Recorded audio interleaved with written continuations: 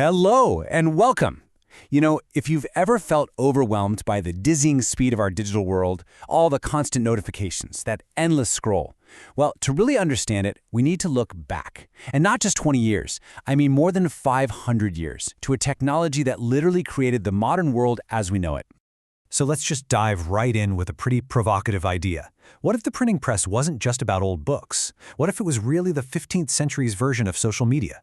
A disruptive technology that sent these massive shockwaves through society, in much the same way the internet has in our own time. It's so easy to think that our era is completely unique, that we're the first generation to ever feel anxious and just overwhelmed by a torrent of new information. But it turns out these feelings of rapid, disorienting change have a very deep historical precedent. Today we're navigating what one scholar calls a tropical greenhouse of discourse communities online. It's a great phrase. It basically means countless, overlapping conversations are all happening at once. It's a constant, and let's be honest, sometimes exhausting flow. But this feeling, it's not new. It's an echo of a very similar revolution from half a millennium ago. Now, to truly grasp the scale of the change the printing press brought, we have to understand what the world was like before it. It was a world where information was scarce, it was local, and it was experienced in a completely different way than we can even imagine. Before Gutenberg, Europe was living in a primarily oral culture. Writing wasn't for silent, private reading like we do today. No, it was more like a script, a tool to, quote, recycle knowledge back into the oral world. Texts were performed, not just read.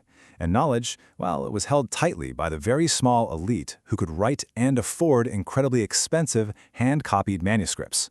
And what's really fascinating here is how this maps out a fundamental rewiring of the human experience. Communication shifted from being a public, shared auditory event to a private, visual, and internal one. Reading became what the scholar Walter Ong called a solipsistic activity, just you, alone with the text. This was a monumental change. So the arrival of the printing press didn't just add more books to the world, it unleashed an absolute flood. For the first time ever, society had to grapple with the problem of too much information. And people really struggled to cope with this new ocean of ink. They actually had a word for this feeling, copia. It describes an overwhelming, almost dizzying abundance. The central problem of knowledge basically flipped overnight, from a desperate scarcity of information to a paralyzing surplus of it. This proverb from the time really captures the new mindset. People became obsessed with the permanence of print. Suddenly, there was this incredible urge to capture everything, to write it all down, because the written word, unlike the spoken one, was going to last. And you can see this in practice everywhere. A figure they called the verbose notary became common, and he was really a symbol of an age of obsessive scribbling. From merchants' ledgers to state records, everything was suddenly being documented in exhaustive detail, creating mountains of paper. And here's the crucial point. This information explosion had massive, world-changing consequences.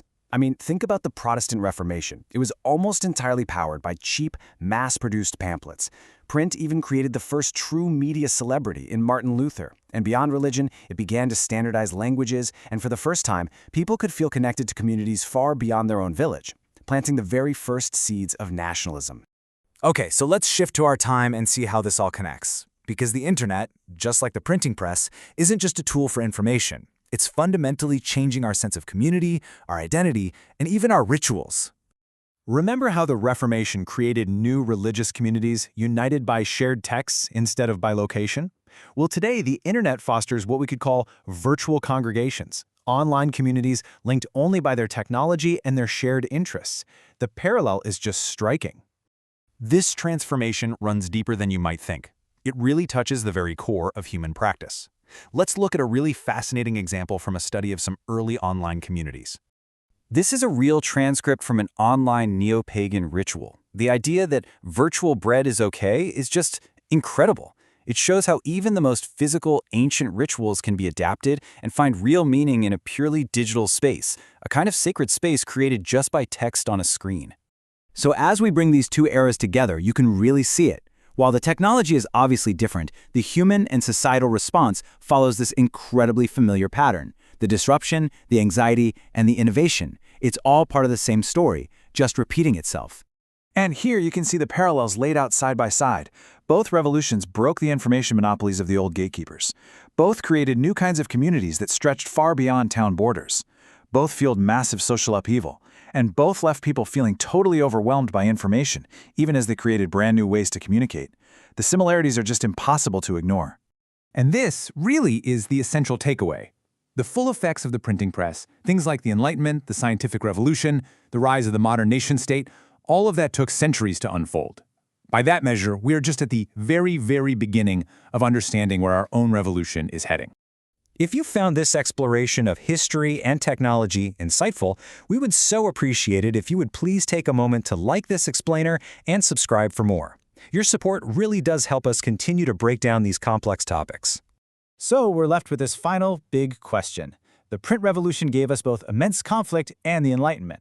It fundamentally reshaped humanity. As we stand here in the early dawn of our own information age, we have to wonder, what will its legacy be? What world is it building for the centuries to come?